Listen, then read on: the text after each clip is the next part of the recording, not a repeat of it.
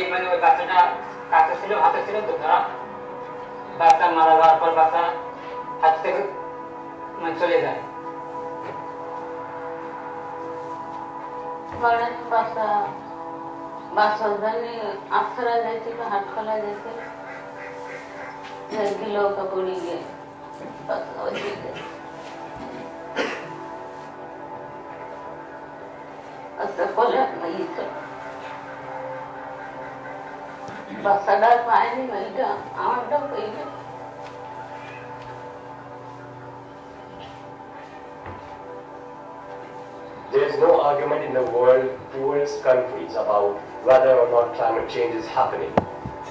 They are seeing natural disasters becoming more frequent and more severe, and climate change is already a matter of life and death. The number of disasters linked to climate change is increasing dramatically across the world, and the cost of dealing with them is doubling every 12 years. Bangladesh is only part of the story. In 2011, East Africa was hit by its worst drought for half a century. The relentless, hot, dry conditions are wearing people down and turning their traditional way of life to dust. Things have really changed in this part of Kenya. Kenya as a whole, the climate change has been a major issue, and especially in the arid areas. In the past, it was very easy to predict the weather patterns, and the weatherman was able to tell us when it's going to rain. That one is not the case today.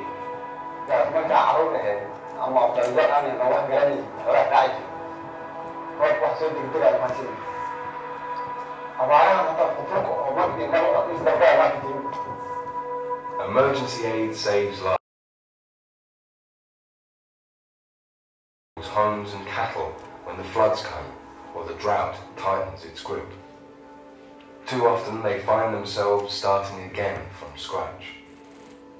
What these people really need is disaster protection, the kind of support that helps them prepare for the worst rather than expecting them just to hope for the best. In Bangladesh, Islamic Relief is building earth platforms known as plinths, where families living in the floodplain can rebuild their houses out of reach of seasonal flooding. Right now, we are in the Kabirpur, the cluster village of Islamic Relief worldwide. The most important activity we did under the small-scale mitigation is plinth raising. And we raised their plinth considering the highest flood level of recent years.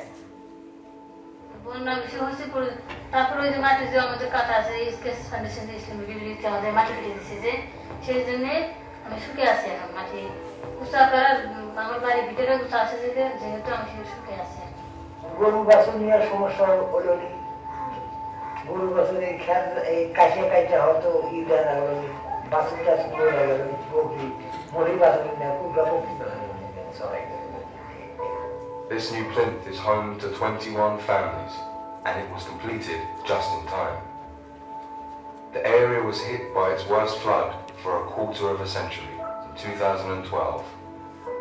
Yet everyone who lives here and their homes and animals was safe from harm. In Kenya, Islamic Relief is helping livestock farmers who have lost their animals through drought to switch to growing crops by pumping water from the river Doha. families whose children were previously treated for severe malnutrition were able to come through last year's record drought relatively unscathed.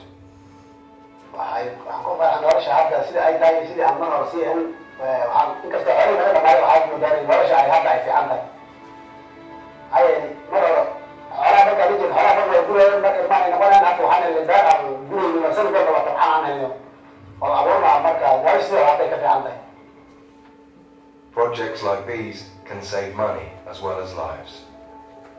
It costs less to provide a family with seeds and fuel to grow and irrigate crops in Kenya than it would to provide that same family with food aid if their cattle were wiped out by drought.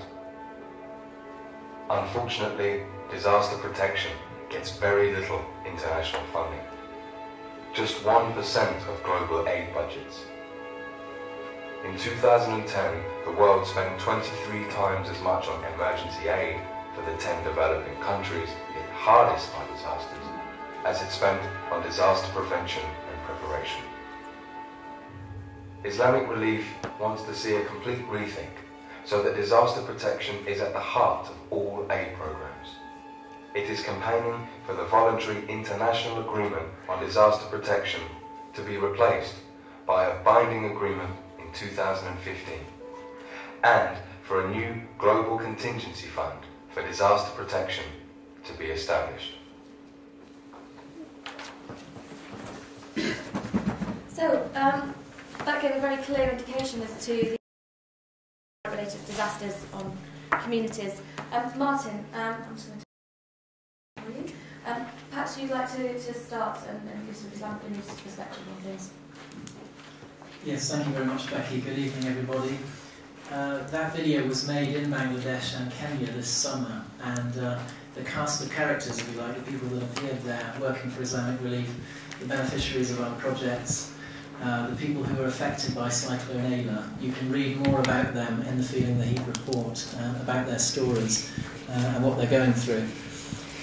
I think the issue of climate change is so often presented in this country, isn't it, as a future challenge. It's not something that's necessarily something that's really affecting us in the here and now. And so the climate scientists are almost presented to us as ghosts of Christmas future, and this is what's going to affect us if we don't do something about the issues around climate change now. This is what's going to come and affect us in the future.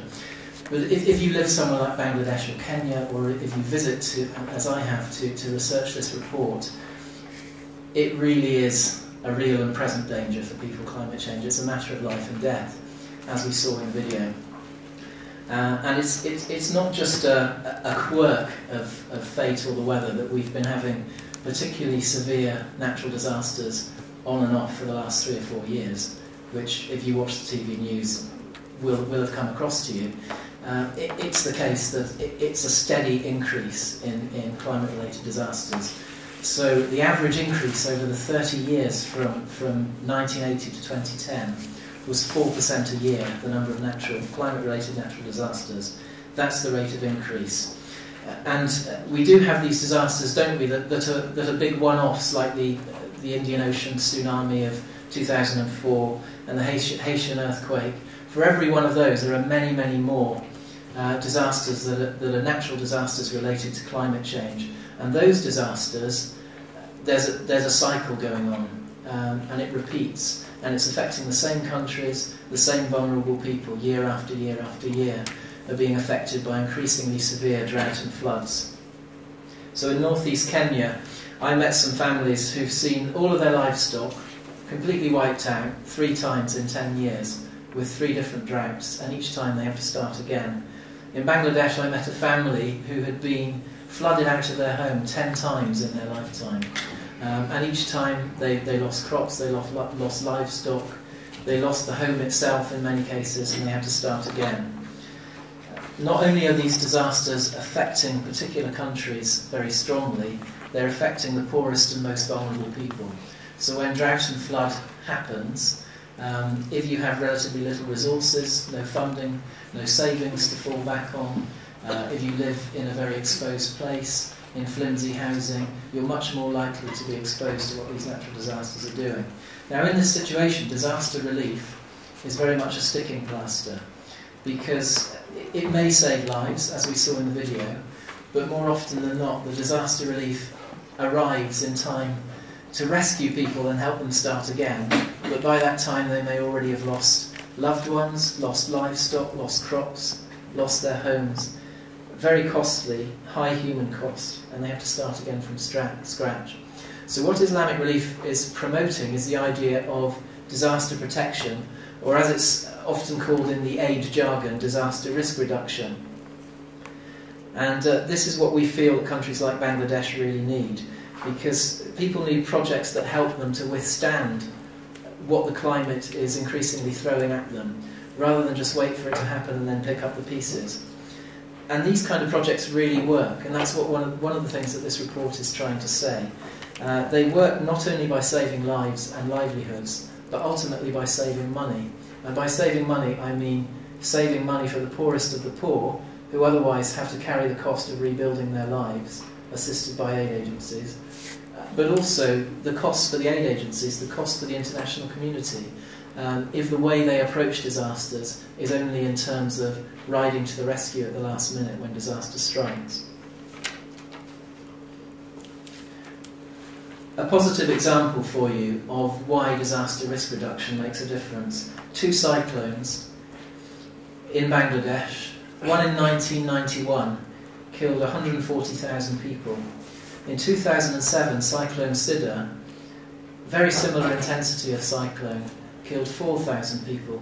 The key difference in between was investment by international donors, aid agencies, the Bangladesh government, in things like cyclone shelters, evacuation procedures, effectively disaster risk reduction, saved a huge number of lives in 2007.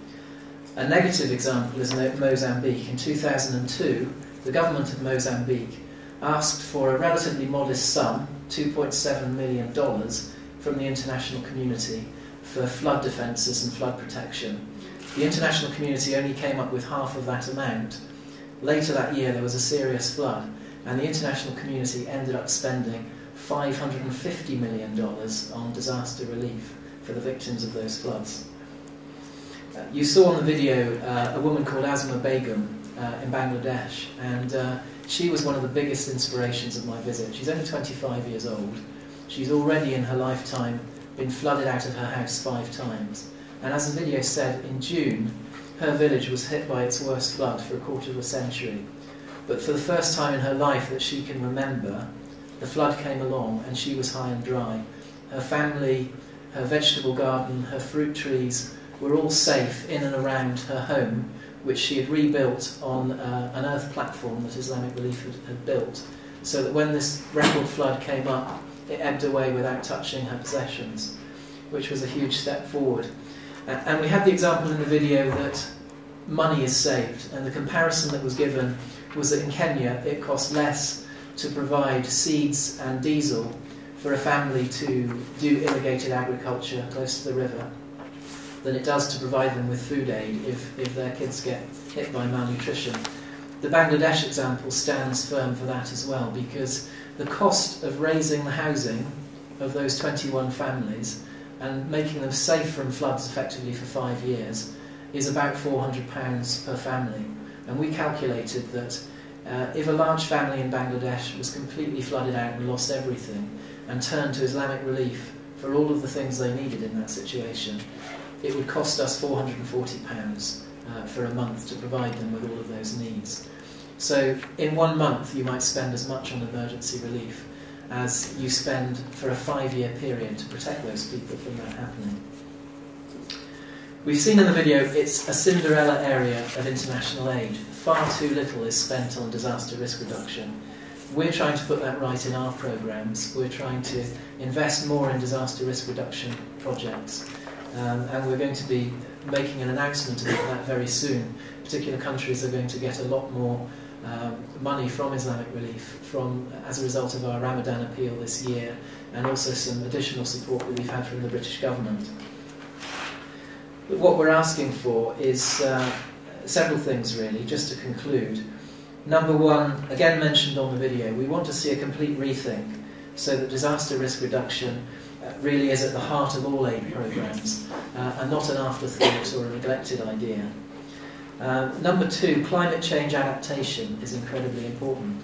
There's the talks going on in Doha at the moment. A lot of the focus, quite rightly, is on mitigation, because we're all in for it if we don't control our emissions. And decades down the line, dramatic things are going to happen to our planet. But in the meantime, there are people on the sharp end of climate change who are suffering now. And what they need is climate adaptation projects. They don't want a wing and a prayer about what might happen in international climate negotiations in 20, 30 years' time before emissions are under control. They want us to act now, and that's why it's important, we feel, for a good dose of climate finance to go into the kind of projects we've seen in the video, and not for all the money to go into mitigation. Thirdly, we'd like to see a global contingency fund, because at the moment there's only a voluntary agreement called the Hyogo Framework Agreement, which is due to expire in 2015, and 168 countries signed up to it, and some, including the British government, are doing some really good work in disaster risk reduction. But you've seen that across the piece globally, the amount being invested in this is woefully inadequate, and so we would like to see the Hyogo Framework Agreement replaced by something with teeth in 2015 that is more binding and more bold. And we would like to see a global contingency fund so that this whole area of aid is taken a lot more seriously. Thank you, Martin. It's really good to hear some really positive examples of the impact that Islamic Relief can have on these communities. That's great. If you'd like to pass the microphone over to me. Dr. Rossi, thanks. Okay, well, thank you very much. Thank you very much to Islamic Relief for inviting me here today. I am trained as an anthropologist, work on the history and anthropology of West Africa, and I'm a specialist of Niger and the Sahelian region of Niger, and I teach in this university. I would like to contribute a few reflections on disaster preparedness and how this approach fits in the broader field of development policy and practice. So, what is disaster preparedness? How does it actually function? Now, from the literature of Islamic Relief that I was given, disaster preparedness does not seem to be a new form of aid, a new type of aid. It is an approach, it seems to me, and my colleagues may disagree or have different opinions about this, but it is an approach that emphasizes the importance of supporting the most vulnerable people before they become victims. They become victims of livelihood breakdown, of famine, of situations that undermine their capacity to act by themselves. And these conditions usually follow the occurrence of climate-related disaster, and they usually affect, as has been said by my colleague before me, the most vulnerable groups. Supporting vulnerable communities in regions where climatic and environmental problems are often structural is something that has been happening as well through development approaches rather than through emergency approaches in development aid and policy before. It is surely a better way, and I'm not going to linger so much on why it is better, because I think that my colleague Martin has just made the point very clearly. It is a better way and a less expensive way to do so than emergency interventions. It improves the self-reliance of people who then can help themselves before it is too late and they are in a condition of impossibility, in a condition of not being able to help their relatives because they have been severely impoverished. However, as all forms of aid, I think it also has a few potential shortcomings and limitations that I think we should consider as we move toward this type of approaches. And I want to talk about an example that I have looked at very closely, which is the Keita project. It's a very long-term project that operated from 1983 in the Republic of Niger. Now, Niger is a Sahelian country, and the project was located at the edge of the Sahara Desert. So in an area where livelihoods had always been highly vulnerable to food prices, to famines, and to bad harvests. If you are at the desert edge, the most vulnerable communities own fields which are exposed to drought, and droughts are recurrent. And these groups often have harvests through which they're unable to meet their food needs throughout the year. In this region and in this project, the population has very high rates of labor migrants, precisely because the family field doesn't support the needs, the food needs of all the family members. Men migrate seasonally, work in cities, send back remittances, and those who stay behind are exposed to crises when they occur. So if there is a year when prices of cereals skyrocket, then it becomes very hard for these groups to access food and feed everybody. But these are situations that, although obviously there may have been recent changes in the frequency of the events of droughts, these are situations that are structural in these contexts. So this project operated for about the Keita project, was financed by the Italian Corporation, it was implemented by the Food and Agriculture Organization of the United Nations and by the World Food Programme, and it went on for about 25 years. Now that's really long, so we're talking about long-term development as opposed to emergency aid. And this was a project that was focused on environmental reconstruction and fighting against desertification. The Sahelian crisis that took place at the beginning of the late 60s and early 70s, and then at the beginning of the 80s, stimulated a whole generations in the early 80s of projects that were focused on the Sahel and on the vulnerable livelihoods of the Sahel and on reconstructing or halting the problems tied to soil erosion and desertification. And this project, if you want, is one of the most famous examples of this type of projects. Now, the project therefore focused on building dams, building gabion weirs dams and reforestation and dune fixations, a very long list of environmental operations that were aimed at reducing soil erosion and increasing the productivity of both pastoral and agricultural activities in this region. The project employed, and this is very important to my argument, the project employed local labor. And it paid local labor, which contributed to the construction of all of this infrastructure and to replanting of trees, was employed and paid in food for work. And the food for work was made available by the World Food Programme of the United Nations. The project had an impact on about 400 villages, a population of about 420,000 people. So a very large project that went on for very long and that employed large numbers of people and paid them. The food for work salary was below the minimum salary. So it was self-targeting in the sense that it was only, and you may argue that this is not ethical, there's a huge discussion about these kind of issues. But it was self-targeting in the sense that it was only the poorest people who would accept, those who didn't have better options, who accepted to work on the project environmental rehabilitation work sites in order and be paid below a minimum salary, so be paid in food. However, the project went on for a very long time, and because the most vulnerable groups had access to this food for work, they were safer, their livelihoods were safer, and when there were droughts, or when there were moments when, because of pest attacks, for example, the price of cereals was too high for these vulnerable groups, they could still work, and they gained food for work, and they were relatively safer from famine and malnutrition within their families. Now, you could argue that this kind of approach, a development approach, and I don't know what my colleagues here think, is a form of disaster preparedness. Because this was a project that went on for 20 years and that didn't bring help when there were livelihood crises in this population, but that did two things. First, it invested in environmental rehabilitation. And the kind of activities that the project was creating, was producing, limited the erosion and started creating reforestation and started improving the quality of agricultural land. And I can't go into the technical detail, but we can in the discussion. For example, there were a series of dams that were built in gabion weirs and reduced the erosive capacity of water along catchment systems. And then there were water spreading structures that created inundation of lands where after local people would cultivate their farms. So there were a series of ways in which limited parts of this semi-desert land, very unproductive, very arid, were made more productive both for farmers and for herders who could use the fodder.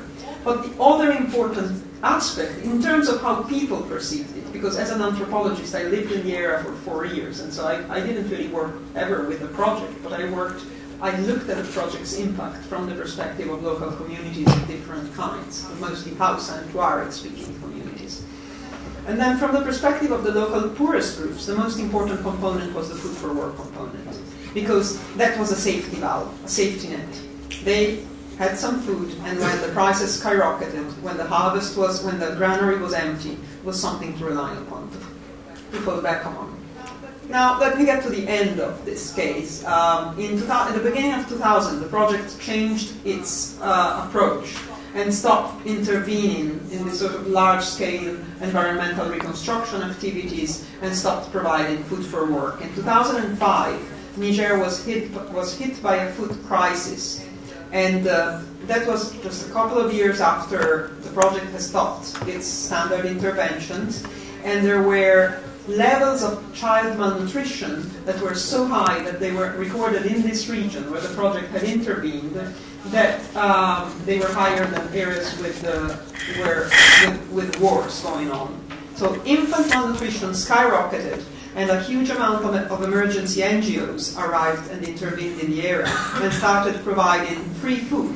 But they provided free food with very high cost of their intervention, and they distributed free food on the basis of need, and they measured the arm of the child, and they only distributed free food to children who were seen as severely undernourished, that is, whose arm circumference was below a certain level. What happens in this context? That a mother who has 8 kids at home and desperately needs that money and doesn't want all of them to starve, started denying food to one of the kids until it went just below that particular level, and this was observed in the reports of the emergency NGOs, not my own observation, and until they could claim free food. So that was a real problem of this emergency activity. The second real problem is that it only recognized people's right to food insofar as they were victims of undernourishment, and not as a right that they have as healthy people before they fall victims of undernourishment, which I think, once again, a longer-term approach, a disaster preparedness approach, can be much better at. The third point in which emergency approaches undermined people's self-reliance was that it undermined the lines of political accountability in the country. Because now in this region, whenever there is a crisis, emergency NGOs arrive and provide free food according to their own norms and values and choices, and they save life, and that is invaluable.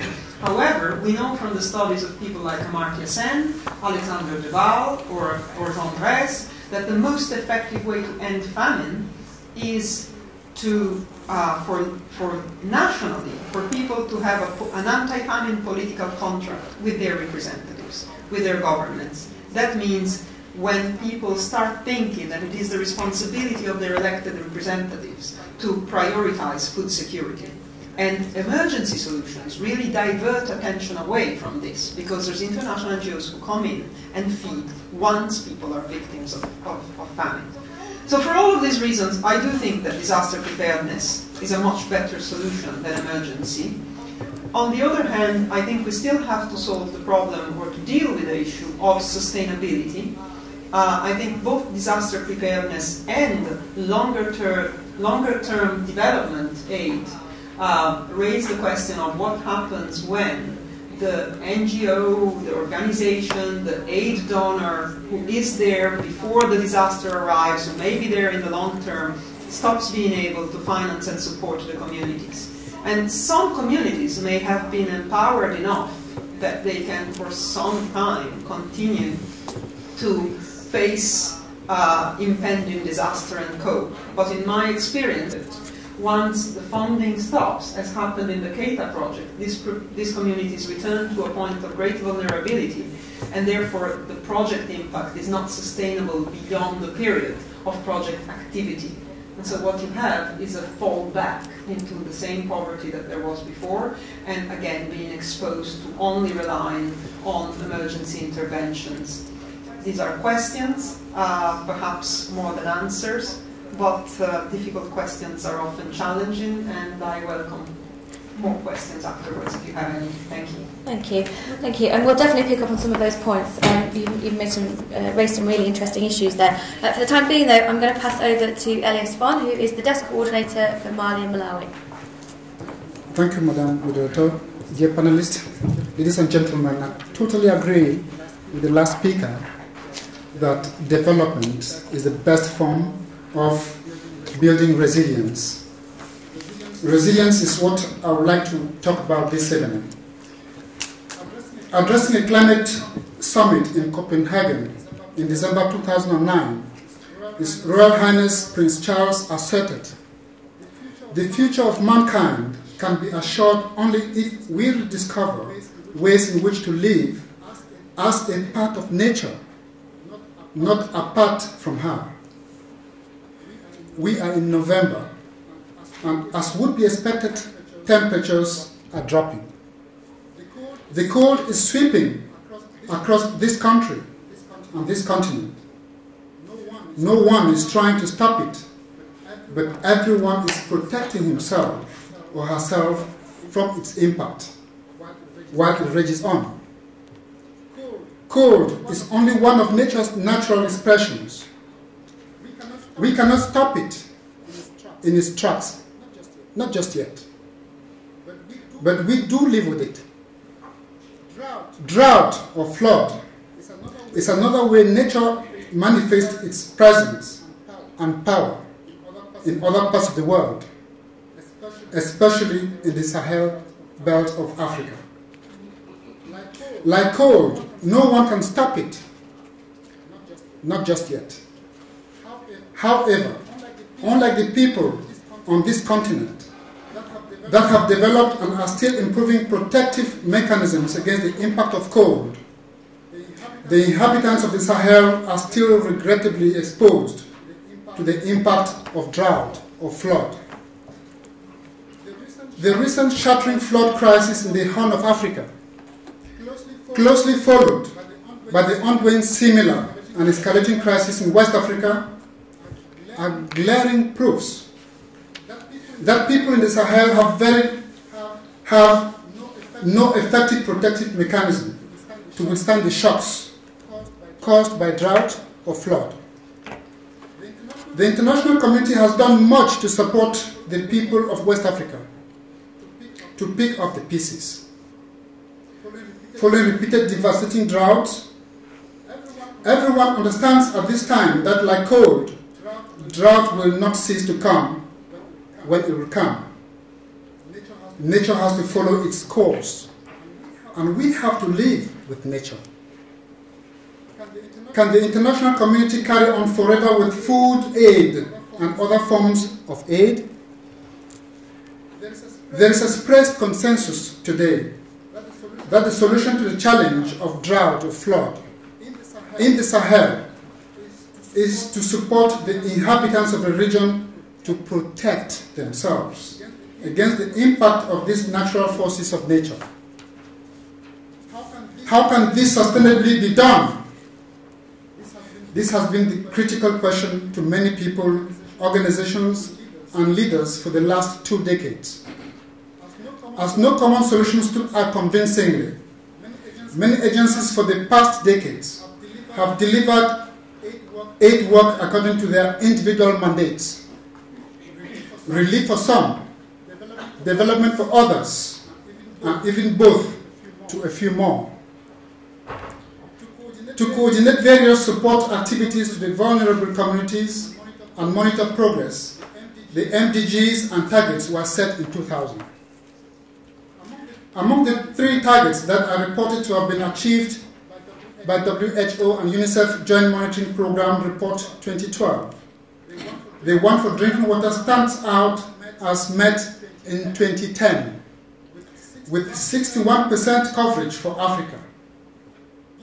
Given that these figures are calculated on the sole basis of the number of people with access to a protected drinking water facility, FON argues that if water quality and functionality of the water infrastructures are considered, the coverage figure will drop significantly.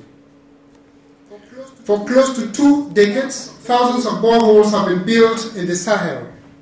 Millions of tons of food distributed to victims of the consequences of long repeated droughts and floods. Yet the Sahelians are still as vulnerable as ever. 2 years away from the deadline to achieve the MDG for food security, 18.5 million people are on the brink of hunger disaster, and over 1 million children face acute malnutrition in West Africa. The birth of the resilience concept just over 2 years ago was, I believe, the beginning of the end of the impact of drought in the Sahel. At a time when many are wondering if it is possible to come out of the spiral of chronic and acute food crisis in the Sahel, I would like to share some personal evidence-based experiences that I hope could be the basis for tangible recommendations for a comprehensive, people-focused approach to building resilience in the Sahel. That is, develop people's capacity to withstand the impact of natural disasters like drought and flood. Islamic Relief has placed listening at the center of its relief and humanitarian work strategy. Not until I practiced it did I understand Catherine Dossett when she explains that every person in this life has something to teach me, and as soon as I accept that, I open myself to truly listening. When I truly listened to the poor, vulnerable populations in 4 countries in West Africa, I realized that they tried quite often to share their strategy for resisting the impact of drought with me. But I did not listen to them adequately and properly. What their words and lifestyles passed across to me is that rainwater harvesting could be the way forward to finding a sustainable, cost-effective solution to the Sahel question, as well as progressing decisively towards achieving more of the MDGs by 2015. My variable testimonies below support Leonardo da Vinci's assertion that water is a driving force in nature. In August 2008, while on a field trip to the remote village of Tianganura in Mauritania, I met a family of 6 surviving on water stored in a 4.7 cubic meter well dug into the floor of its single head. This clay-walled lime well is filled up during the 2 months of rainfall in each year. The water can last this family 10 months, with each person allowed to use a maximum 2 liters per day. What a remarkable strategy for survival. This inspired me to promote the construction of 10 cubic meter underground reservoirs around remote households in Mauritania and northern Mali to harvest and store rain water.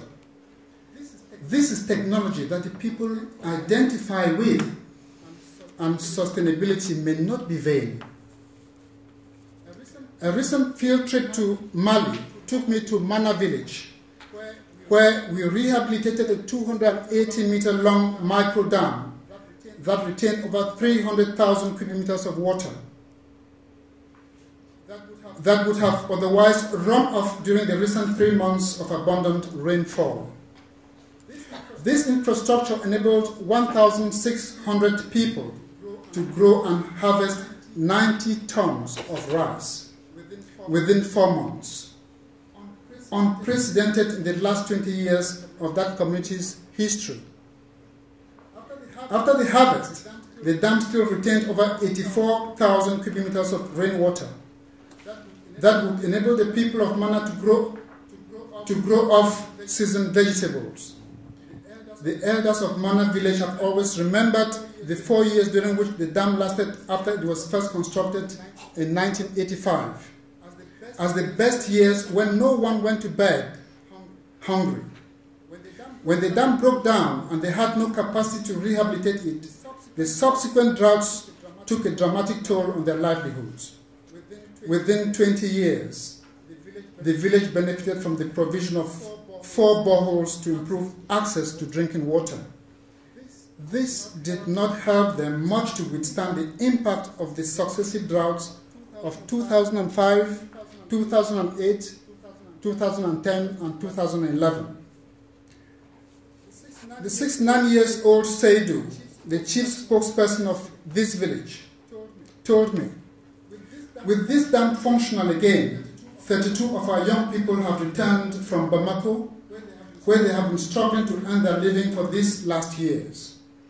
Now they have a future in their own village, where they have land and water to grow food and earn an income for themselves. Even our animals do not have to go long distances for pasture and water."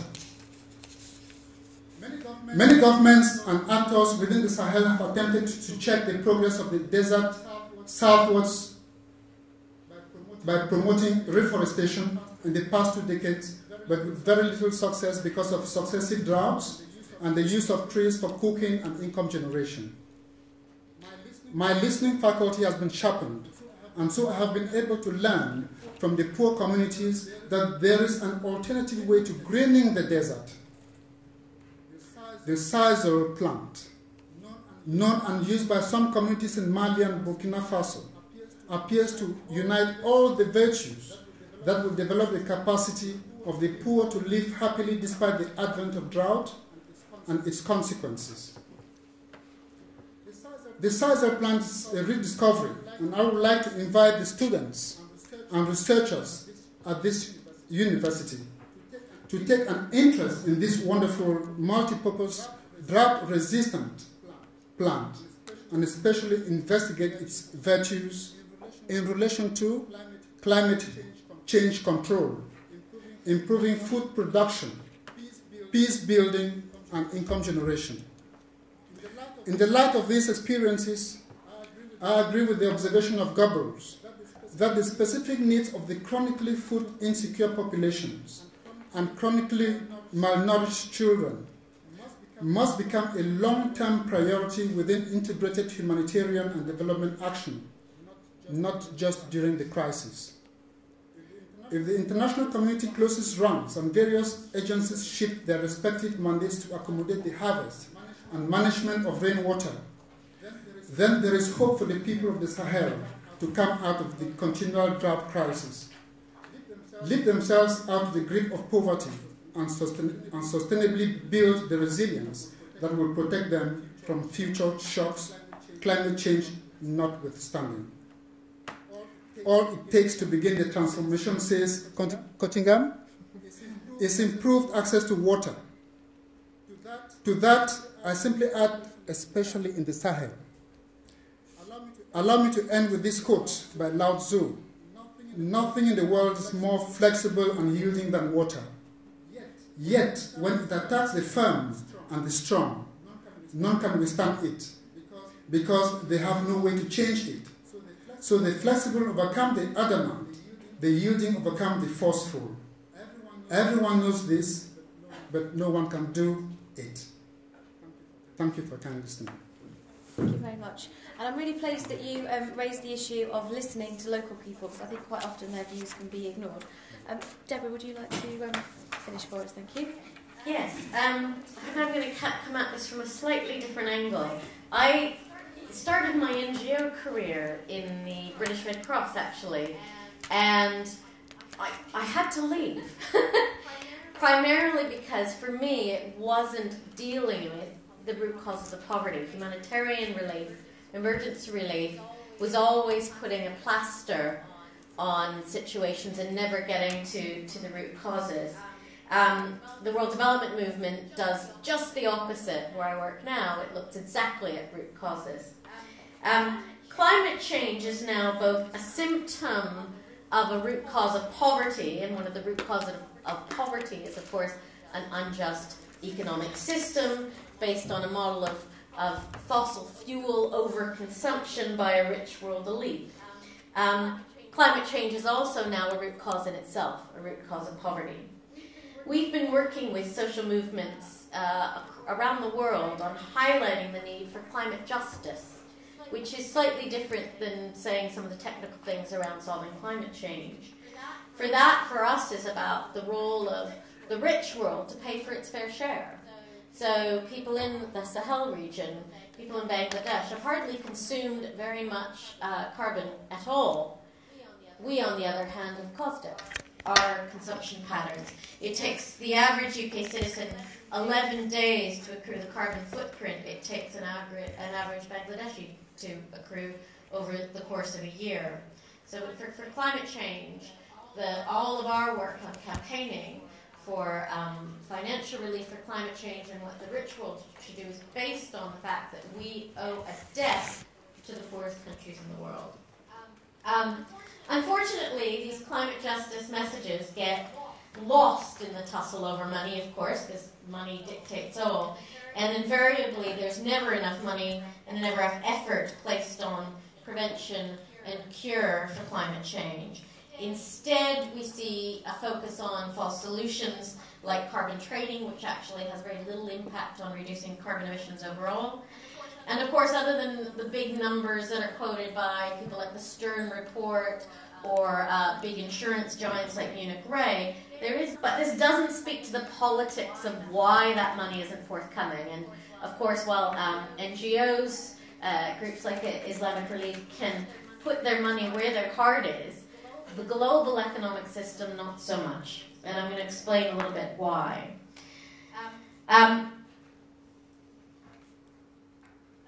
Aside from the fact that it's sexier to pay for wind farms than it is to pay for flood defenses or managing your land use or rehabilitating a dam, there's no money in these things. There's no return on investment for big companies for these sorts of things. Energy investments will provide a return. So that's arguably, there should be a bit more money put into the mitigation side of it. But on adaptation, there's very little money. And don't forget that GDP measures expenditure on war. It measures expenditure on ill health. Actually, if people are all very healthy, GDP could potentially go down. This is the economic system in which we're working. The business of climate change is big business, and so is the business of emergency relief. I saw, and unfortunately I don't have the figure to hand, but I was scanning some papers today, and some U.S. relief, 70% of some U.S. aid money basically goes for paying for transport infrastructure of large companies, more so than it does for helping the people on the ground. This plays itself out in other ways, the corporate interest over the public interest. And I'm glad we're talking about the Sahel, because one example is the case of millet. So another area where WDM has been campaigning on is trying to end food speculation on global food commodities like wheat and maize. Now, through our research, we found that crops like millet, which are not globally traded commodities, are far more adaptable to climate change. But they're not encouraged to be grown, and there's not enough research put into how to make sure there's more effort placed in growing millet without the use of fossil fuels, which pesticides use fossil fuels. Because it's not in the interest of big companies for us to grow millet. It's in the interest of people, probably, to grow millet more, but it's not a big globally traded commodity, whereas wheat and maize, which is which does not adapt well to climate change, as you saw in the U.S. crops this summer. So where are we vis-a-vis the climate justice and the finance angle? Well, thus far, developed countries have failed to meet many of the commitments that they keep making over and over again. In Copenhagen, $30 billion was pledged for what we call fast start financing over a period of 2 years, 2010 to 2012, and that is meant to rise to $100 billion by 2020. Only 2/3 of this has been given, and actually that sounds on the surface not bad that 2/3 of it made it forward, but only 33% of that 2/3, and I should have the actual numbers, is new money, and only 20% of that new money was used for adaptation. In reality, if you do all the sums, it means just $5 billion globally has been spent on adaptation in the last few years. That's a paltry sum. when you put that into perspective, in 2004, one estimate I saw, you probably have more accurate figures than I have to say, it cost about $7 billion to pay for the cleanup costs of a flood in Bangladesh. In 2007, a similar estimate in the same region was about $1 billion. So $5 billion globally on adaptation is a paltry sum. Practical Action, was looking at the fact that it's £172 is all that's needed to build a flood-resistant house in Bangladesh. That's extraordinary. I often ask myself, why doesn't the Netherlands, a country as low-lying as Bangladesh, face such severe flooding? It's something we need to ask ourselves. On top of this, some of the climate finance and climate justice angle is also being given as loans because it needs to provide a return, allegedly. We don't give charitably very easily. So $500 million was offered to Bangladesh by our government, by the UK government, for adaptation, for paying for flood defences.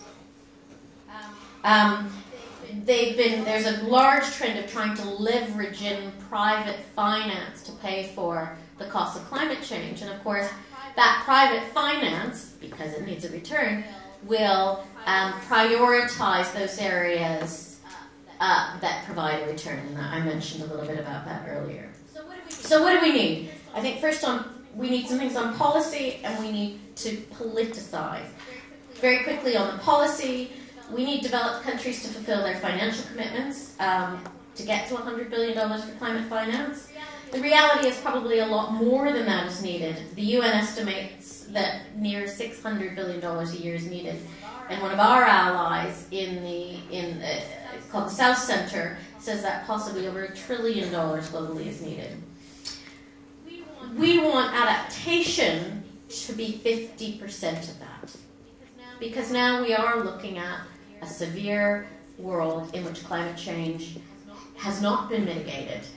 And we can try and mitigate it a bit further, but again, it has not been mitigated and these disasters will continue. So that needs to rise to 50%. And it has to be new and additional money, not diverting aid money that was going from one thing over to this. We want the finance to be in the form of grants, not loans. This is climate justice. And, that has to be focused on. Scotland has been very good. Scotland has introduced a climate justice fund that's additional to the aid budget, and they're also focusing on adaptation. And then the second issue we need to do is politicize this. And I think aid agencies need to politicize this quite a bit, so groups like Islamic Relief. Save the Children raises a lot of money off pictures of starving babies in emergency relief. It's a difficult truth. They raise a lot more money than showing happy people being able to grow food because of a dam. How do we get that issue accepted by the public that give money for the happy people in fields where they're growing a dam? Don't pick up the phone because you see a starving baby. Although you have to do that. That's the reality. We're caught in this catch-22 at the moment.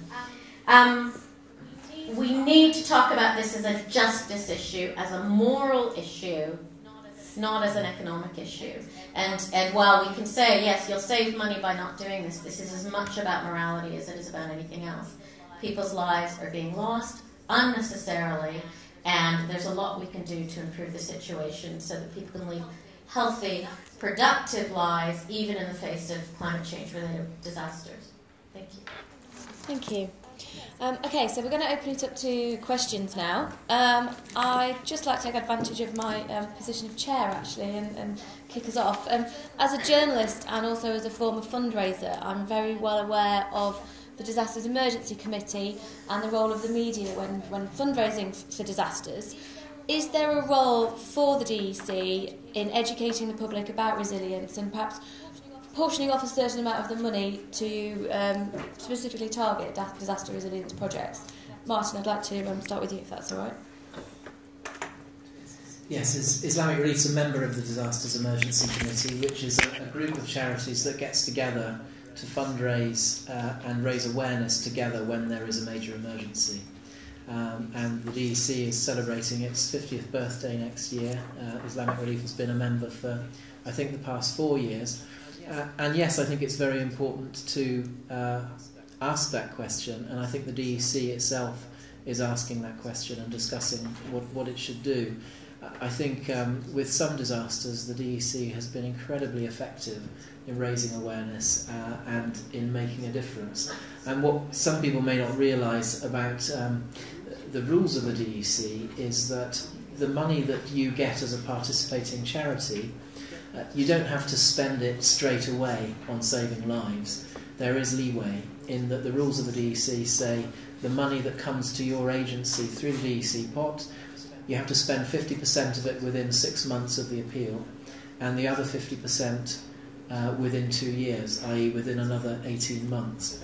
So that means that organisations like Islamic Relief can choose to spend some of that money not only on saving lives in the here and now, but also on reconstruction after disasters along the lines which will enable people to be more resilient in the future. And I think that's very important. And I think it's important for us to educate the public that that's the way it works. I'm not saying we should squirrel away lots of money from the DEC while people are losing their lives. I think it's really important to follow the fundamental purpose of what the DEC is about. But I think there is quite a lot of flexibility within that to invest in disaster risk reduction. And Islamic Relief would like to see the DEC do more in that area. Thanks. Anyone else on the panel want to add anything to that? Okay. Let's take some questions from the floor, please. This gentleman here, can you make sure you speak nice and loudly for us, please? I'd just like to ask the question: is how much is how many disasters are clearly climate change related as compared with otherwise? Can you just give it in broad terms? You know, are half the disasters that say Islamic Relief attend climate change related? You know, obviously earthquakes aren't, so yeah. Presumably there is some figure. Yeah. Does anybody know the answer? Sure. Yeah. I couldn't put a proportional figure to it, but one of the things the report is saying is that inevitably the proportion that are climate related is going up because climate related disasters are increasing on average by 4% a year. And so what that indicates is that the balance of spending that Deborah was referring to, Oxfam predicting so much more needing to be spent on these disasters in the future, it's primarily because of the climate element that the frequency is going up, that the cost is going up. And can I just ask something? Yes, what is the source on the 4% a year on the increase of climate change impact on disasters? I'm not sure precisely where it comes from, where the source of that information is, but it's looking at the records of disasters year on year over a 30-year period, 1980 to 2010.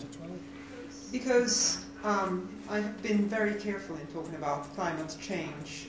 Scientists who are actually working on climate change rather than political bodies and policy bodies who are using sources for their agendas, some of which are obviously very well-meaning and important, but the science behind it seems to be extremely complicated and unsure of the direction of climate change. And some of the most recent reports by scientists who look specifically and only at climate change and build mathematical models to make sense of climate change suggested that specifically in the regions of, first of all, we have little knowledge about certain regions and about the direction of change in certain regions. And particularly the regions that we're interested in, so the sort of middle area, Sahelian area of Africa, the studies of the direction of climate change don't agree at all. So that some say that it's changing in terms of getting warmer, others say that it's getting colder, others say, and because there is no agreement, we simply cannot say very much, as far as I understand this literature. I'm not a scientist, but the most recent literature shows that we cannot say very much about the direction of climate change, the impact, the frequency. So I think we have to be very careful with how we interpret the sources. clearly there are, and there have been for the long term in certain parts of the world, climate-related disasters and environment-related disasters. And if you are at the edge of the desert, and if there has been increase in erosion, partly also due to the fact that in that area, in that part of the world, the population has been rising massively, and the resources, if anything, have been shrinking, well, then there is a pattern that we can read. And there are parts of the world at the edge of the desert where productivity is low and resources are vulnerable, and it doesn't take any magic or science to understand. But the discourse on climate change is now becoming some kind of magic word to stir debate. I think behind it there is, in fact, and scientists would suggest this is the case, very little understanding of the direction of climate change and how exactly climate is changing in which regions of the world. So I think we have to be careful with these notions. Does anybody else want to respond to that? Can I respond? Yeah. Someone else first. I think the food crisis in the Sahel is something we can actually relate to climate change. Drought has always happened in the Sahel for centuries. But for the past 30 years, the pattern, the rain pattern, has changed.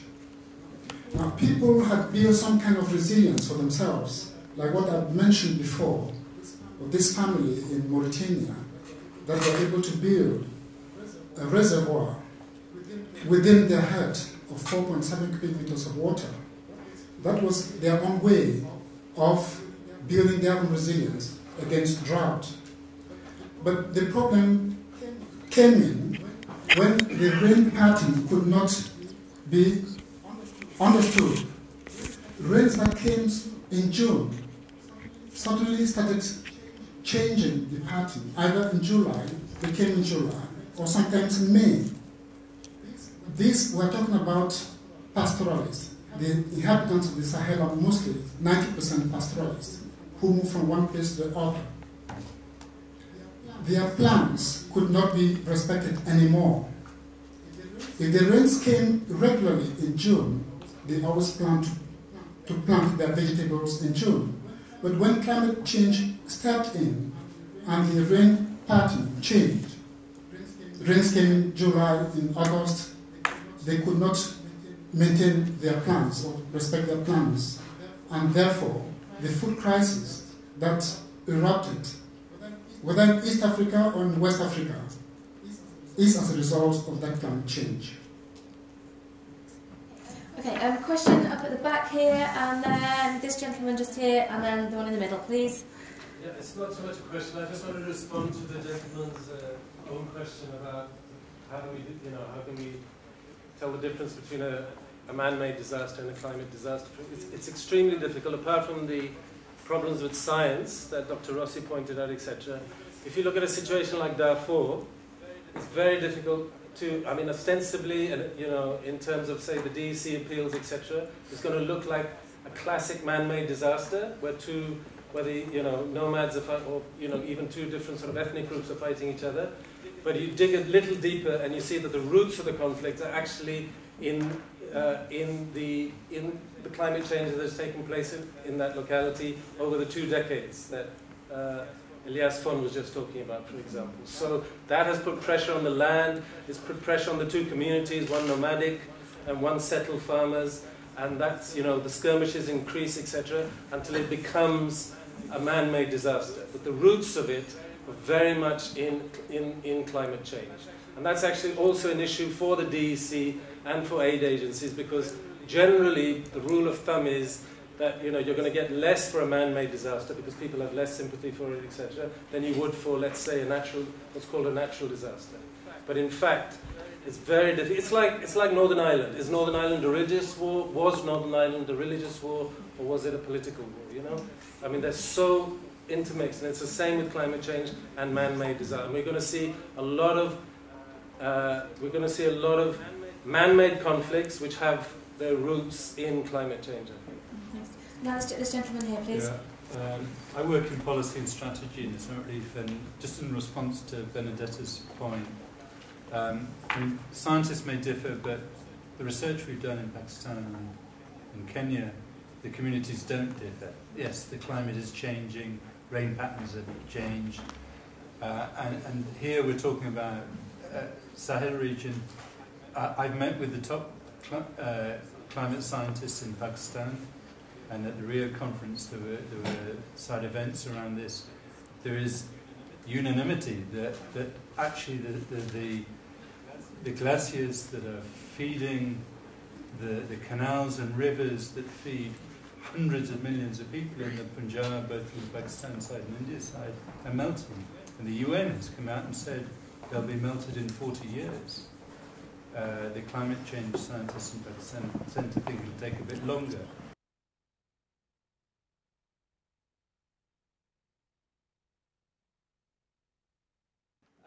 And can you imagine the agriculture of Punjab, which feeds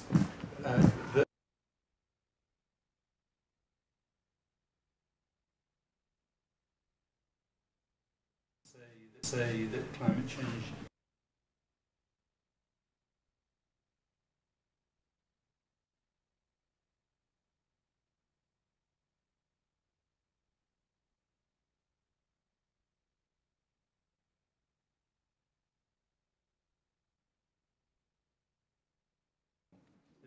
they're going to be having reduction in river water and canal water, and now they're having the effect of warming seas, which is causing these terrible cyclones and other things.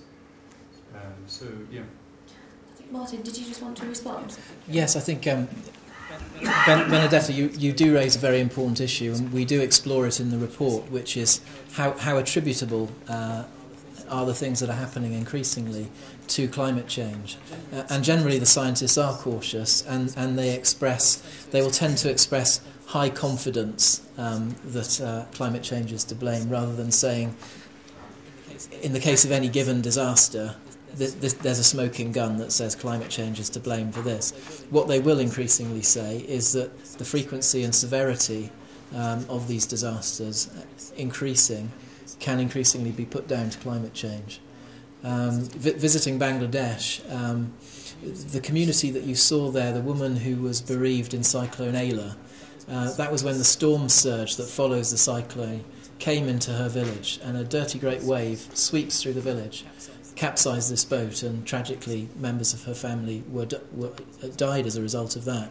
But the reason why 3 years on her family is still stuck where it was 3 years ago is that they have quite another issue which is related to climate change, which has crept up on them, which is those coastal villages are so low-lying, the heating of the global climate has caused sea levels to rise, and now there's a major problem with salt on all of their land.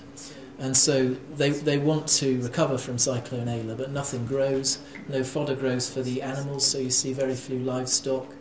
There's not much of a prospect of a livelihood for these people, because agriculture has been decimated by salination, and the salination comes from rising sea levels, and the rising sea levels come from climate change. And this is one of the areas where we want to help with climate adaptation projects, because there can be hope for these people in other areas. But what they're doing at the moment, because they can't earn an income from agriculture, they are going into the Sundarbans, which is this huge mangrove forest, World Heritage Site, huge ecological resource, and they're taking wood from there, and they're taking forest fruits from there, they're taking honey. That's their source of survival. But they are actually cutting from under their feet an environmental resource for their own present and their own future. So it's really important to find other means of livelihood for these communities. Okay, the gentleman in the middle, and then the lady down here in the blue. We'll have the two questions concurrent, please. Well, climate certainly have a role to play in these disasters, but I'm sure there are other factors involved. One factor I would say is the regional politics that are the root causes for these disasters. And I'll give you one or two examples. One is we had a massive flooding in Pakistan recently, and all the people from one end of Pakistan to the other end were affected by that flooding. And if we had a dam, the so-called Kalabagh Dam there, quite a lot of people would have been saved for them, the disaster. And the reason they can't make this damage regional politics. Similarly, we have famine in Africa, and sometimes you can put it down to regional warfare. They use food as a weapon there. So what is done at a policy stage to tackle these political issues? And the lady down here, please. It links in very well with that. My question is how we can actually energise from this evening's presentation, which I thank you all for, to campaign on this issue. How can we unite all the members of the different faith communities, for example, and all the various NGOs, which, let's face it, are not non-government. They are the voice of the government so often. But how can we make a people-centred campaign more effective than the present one? Okay, and we'll have one more for the gentleman at the back with his hand up. Yeah, just talking about the climate change side of life. And my personal opinion is that we're basing it on the little knowledge that we have. So we're looking at sort of cycles here, and so the gentleman was saying there. We're talking about specific cases here where I suppose we've seen a civilization, so say an area that used to sort of being able to monitor how much kind of rainwater they get, and then all of a sudden they don't get it. But you got sort of like we got to look at I suppose the bigger picture. So you got a place like the Grand Canyon, which is carved out of obviously sort of like massive rivers going through there. That's completely dried up. We don't put that down to climate change as well. So we're making a lot of assumptions, I personally feel. The other point I want to make as well is, I'm all for kind of the prevention side of life. And it is all about sort of anticipation rather than sort of like a reaction. What I'm curious about is, we have the other issue as well, which is population growth and how we're going to sustain the population growth. So if we were 100% successful in all this intervention, then what's the kind of anticipation for what's going to happen with the increased population as well? That's it. Thanks. Okay, Deborah, I'm going to pass it to you. Yeah, thank you. There's a lot in those three comments actually. In relation to the last, actually, this will all come together somehow. The precautionary principle is something I abide by, ideally. Regardless of what the climate science says or doesn't say, there is a rise in disasters, and people are impacted by those disasters, right?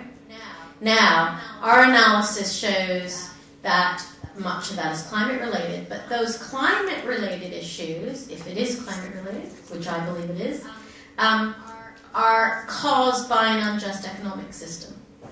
And that's where your point about the geopolitics of these issues come together. And that's where I think if you're going to get to root cause, we need to get more money to help protect people before they're impacted by disasters.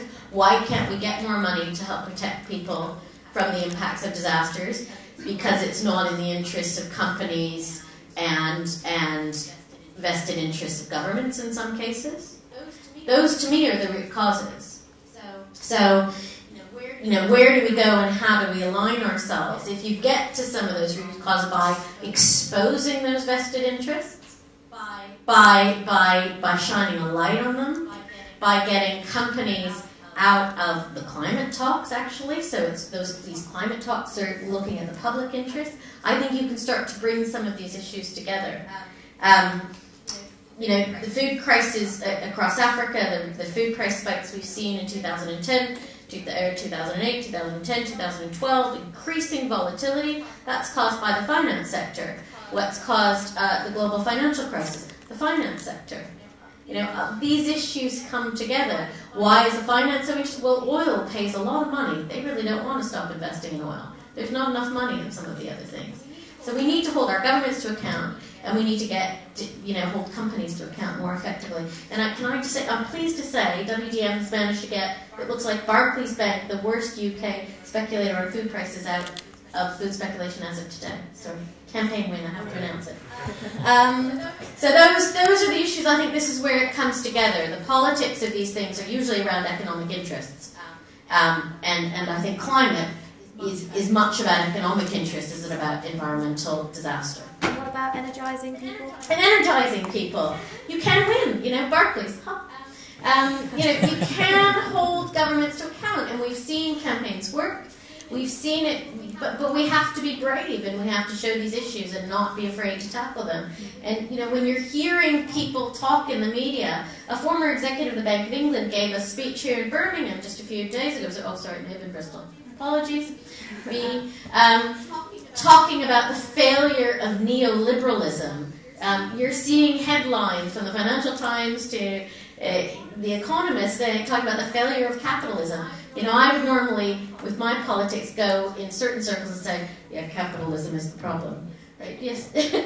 You know, now you can talk openly about it. We can challenge our economic systems, and social movements are really getting behind that now. So I think there's a lot of opportunity across the faith community to do this, and which is why I mentioned Save the Children as an example. It's not just about raising money for aid. It's not, aid is, you know, there's lots of debates happening now around aid and the 0.7 figure. Aid is a symptom, right? Let's campaign and get back to people really thinking about it across the faith communities and across the civil society about the real root causes, which, quite frankly, is capitalism. Sorry. Elias, what about your experiences on the ground? Do you find that local politics gets in the way of what you're trying to do? I would not want to say anything here about politics. We are more interested in how... Benedetta, the question about population growth. Is there anything that you can add to that? You're sort of role in sort of anthropology. Do you have any insights to share? Well, things like population growth change because of very complex reasons, and you have habits that are not unmotivated. I find it very difficult when I see policy actors and NGOs and activists who try and campaign to stop this kind of the habits of people, to change people's habits. People's habits often make perfect sense in their own context. So when you're still living in a place where investments in your children are extremely low because there's no schooling, but children are very important contributors to the labor and the income of a family, then parents are going to be interested in having as many children as possible. I remember joking with friends in Niger, where women, when I asked them how many children would you like to have, they would say things like from here to the sky, or, you know, or as many as possible. But it makes perfect sense. This is not impossible to explain or understand. This is a country where diversification, these are regions where for poor people diversifying economically is essential. And so if you have many children, one works as a migrant worker, one goes to the city, one helps you on the field, one doesn't, chances are that perhaps someone will help the family to stay together.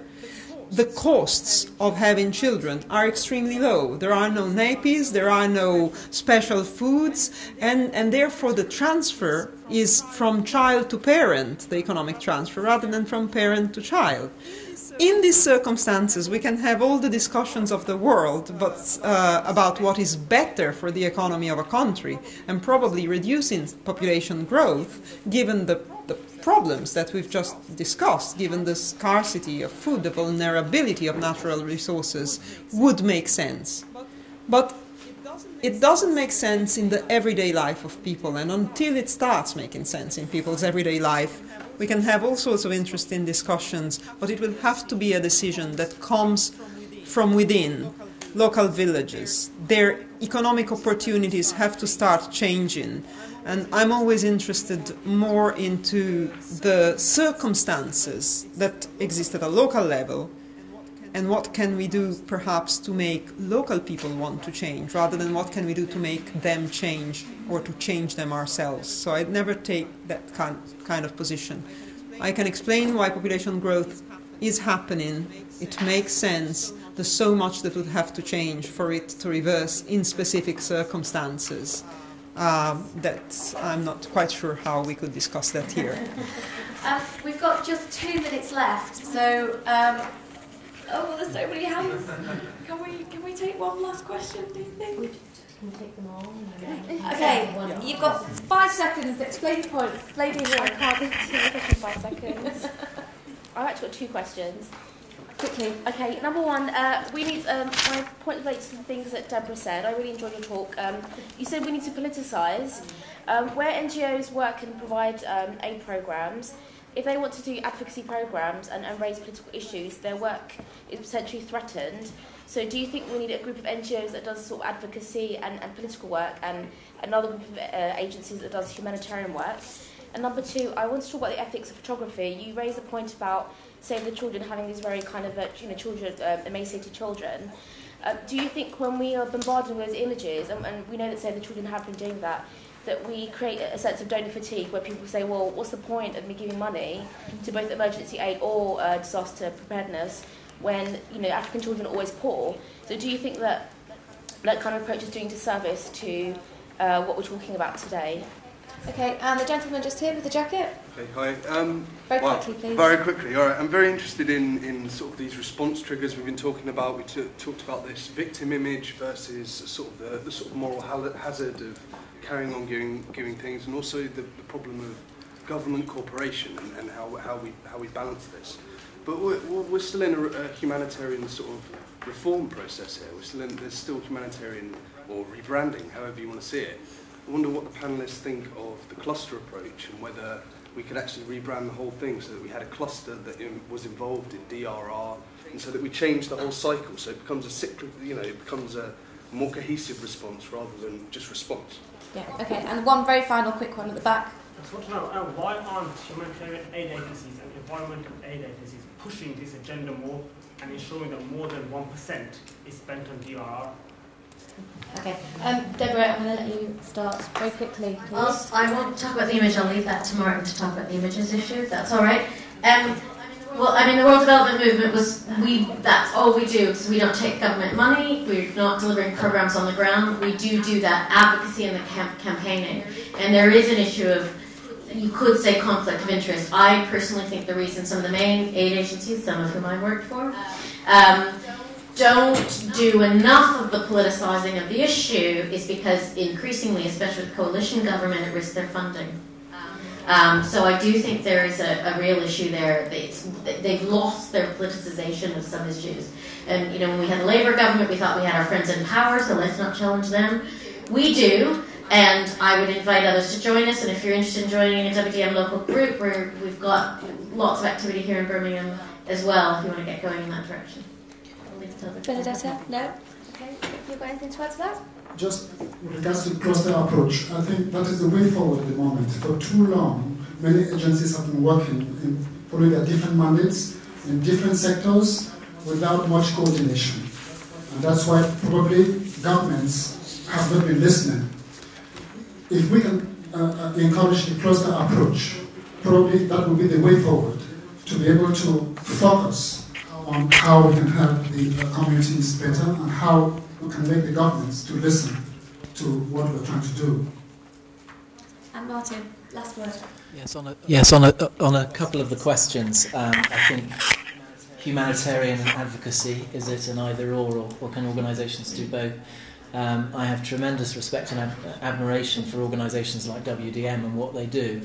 But I think as well, aid agencies that are involved in humanitarian relief can speak from the specific authority and experience of the work that they do on the ground. And I think it's really important for organisations like Islamic Relief to speak out about what we're learning from our work, what we're hearing from the people that we work with. And the gentleman earlier made the point about Pakistan and the role of politics. There may still be some copies out on the table of a report called Flooded and Forgotten, which we published last year. And we handed over that report to the Pakistani Prime Minister when he was here for talks with Nick Clegg. And that report does applaud the Pakistani government for their immediate flood response, which was led by the military. It was very well organised, the people that they rescued, the kind of immediate relief they gave to a lot of people.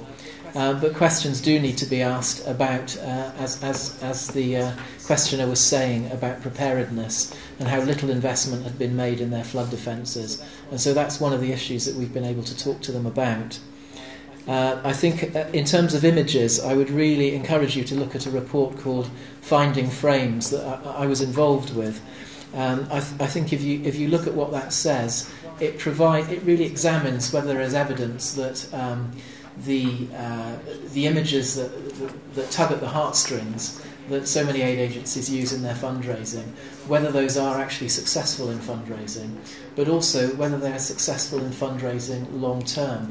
And I think one of the questions that research poses is that over time people become weary of a kind of simplistic view of the world that says your money or her life, and leads people into supporting an aid agency on the basis that you can change the world by throwing £2 a month at the problem.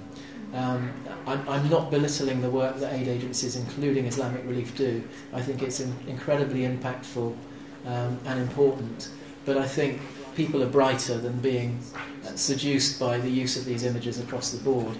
I think even if we engage with people by pulling at their heartstrings, once they're on board, we need to talk about broader issues. We need to have a dialogue with the supporter, and we need to tell the whole story of what's happening to people in developing countries and not be simplistic.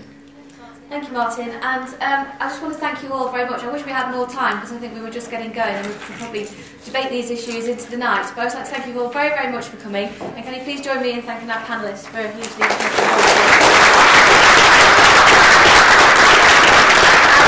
please make sure that you fill out the after form that's in your pack and then hand it in at the back, please.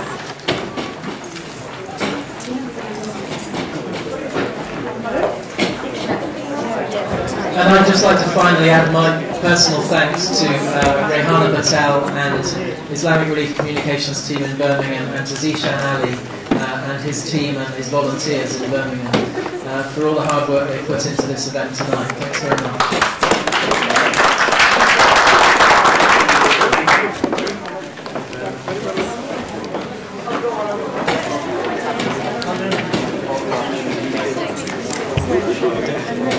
That's really exciting.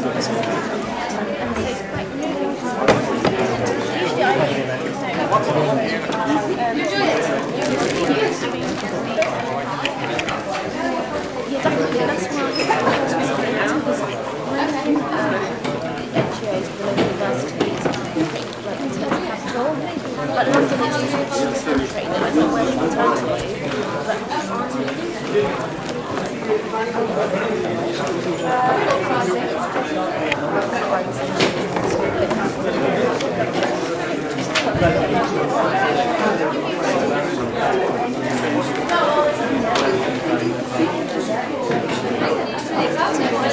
great thing to do with the talent as well.